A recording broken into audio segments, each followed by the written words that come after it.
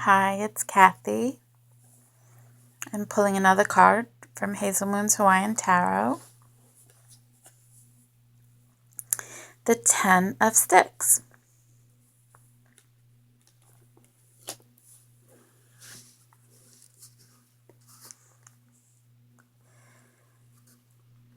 The Ten of Sticks simply represents home, family, ohana, and friends.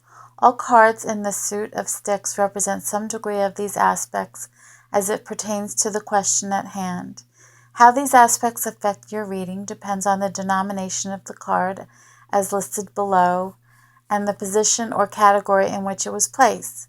The Ten of Sticks symbolizes money, an announcement, love, faithfulness, fertility, security, and victory.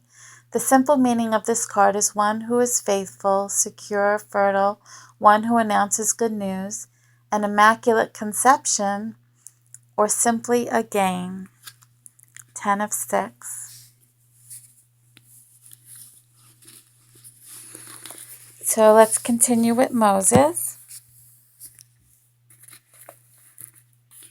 In the second national course, Moses sent 12 spies to Canaan upon the foundation of heart laid by the 2 spies who had faithfully completed their mission. Joshua sent 2 men to spy out the fortified city of Jericho. When they returned from Jericho, the 2 spies made a faithful report. Truly the Lord has given all the land into our hands, and moreover all the inhabitants of the land are faint-hearted because of us. The younger generation of Israelites raised in the wilderness all believed the spies' words, and this faith indemnified the sins of their parents, who had not properly completed the previous 40-day mission to spy out the land. By restoring the dispensation to start based on the water from the rock, they assumed the same position as their parents had when under Moses' leadership they had participated in the dispensation to start at the Exodus from Egypt, when God provided the 3 signs and 10 plagues. The Israelites under Joshua's leadership passed through a 3-day course before they crossed the Jordan River. After the Israelites under Joshua's leadership completed the 3-day course, the Ark of the Covenant led them to the Jordan River. The tablets lying at the center of the ark and the pillars of cloud and fire both symbolize Jesus and his would-be bride. Joshua placed the Ark of the Covenant in front of the troops to guide their way. When the priests bearing the Ark of the Covenant entered the Jordan River, its waters parted, opening the way for the people following the ark to walk on the riverbed. Upon reaching the Jordan River, God commanded Joshua, saying, "Take 12 men from the people, from each tribe a man, and command them, take 12 stones from here out of the midst of the Jordan, from the very place where the priests' feet stood, and carry them over with you, and lay them down in the place where you lodge tonight." And thus the people did.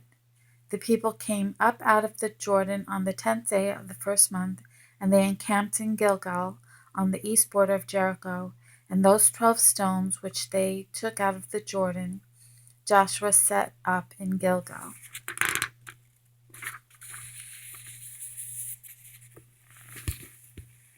The Israelites under Joshua's leadership, who encamped at Gilgal, observed the feast of Passover on the 14th day of the first month of the year. Afterward they set out for the city of Jericho. As they approached Jericho in accordance with God's command, the Israelites put 40,000 soldiers at the forefront, while 7 priests blew 7 trumpets as they marched behind the soldiers. Following behind them was the Ark of the Covenant, carried by the Levitical priests, and the rest of the Israelite army marched at the rear. The Israelites marched around the fortified city in this formation once a day for 6 days. But this caused no change in the city. With patience and obedience, the people were restoring through indemnity the 6-day period of creation, which had been invaded by Satan. After they faithfully endured through 6 days, on the 7th day the 7 priests circled the city walls 7 times, blowing the 7 trumpets, and Joshua said to the people, "Shout, for the Lord has given you the city." The people raised a great shout, and the city walls tumbled down. The conquest of Jericho foreshadowed that by the power of Jesus Christ, and the work of his followers, the satanic barrier between heaven and earth will crumble. Once dismantled, this wall will never be erected again. Thus Joshua proclaimed, "Cursed before the Lord be the man that rises up and rebuilds this city Jericho.